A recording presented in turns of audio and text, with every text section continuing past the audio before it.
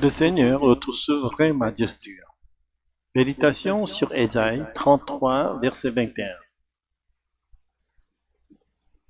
Car là, le Seigneur est pour nous un souverain majestueux. Il y a des fleuves et de larges étendues d'eau, mais aucun bateau à rame ni grand navire n'y passera. La traduction coréenne rend l'Éternel sera présent pour nous dans sa majesté, mais ce n'est pas une traduction littérale du texte hébreu.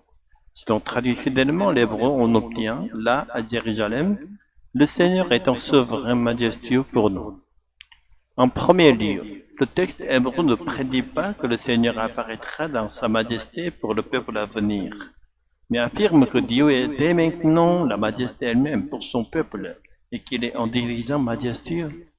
Cela s'explique par le fait qu'en hébreu, le verbe copule être peut être omis au présent. Et dans Ésaïe 33, 21, il est effectivement absent.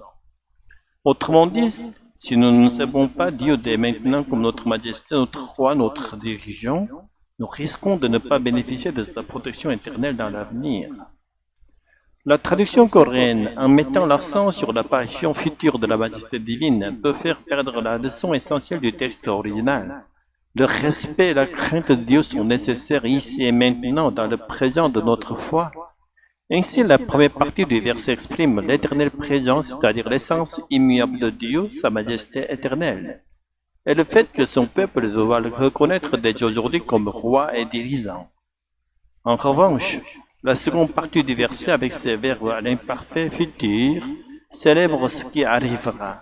Lorsque nous servons Dieu comme notre roi et notre dirigeant miséricordieux, Dieu préparera pour nous des fleuves et des vastes étendues d'eau, impossible à franchir pour les armes du monde, nous protégeant ainsi de toute invasion. La Syrie se vante de ses grandes rivières comme le Tigre et l'Euphrate, mais Jérusalem n'a pas de tels fleuves naturels. Dieu cependant entoure Jérusalem d'un fleuve surnaturel, inaccessible aux navires de guerre pour protéger son peuple. Dans le verset 22, on retrouve ce même motif. Dieu est dès maintenant le juge d'Israël, le législateur et le roi, et cette réalité donne l'espérance que Dieu sauvera son peuple des invasions futures. Il est donc crucial que nous croyions, aimions et dépendions de Dieu dès aujourd'hui dans le présent de notre vie, et non d'attendre seulement la manifestation future de Jésus dans sa gloire pour commencer à le reconnaître comme Sauveur et Seigneur.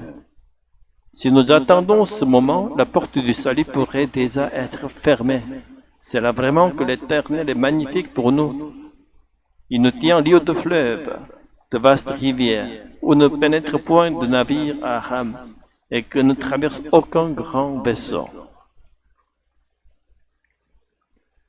Seigneur, nous te rendons grâce pour nous avoir donné Jésus et le Saint-Esprit, afin que nous puissions croire que tu es notre roi éternel et notre roi miséricordieux.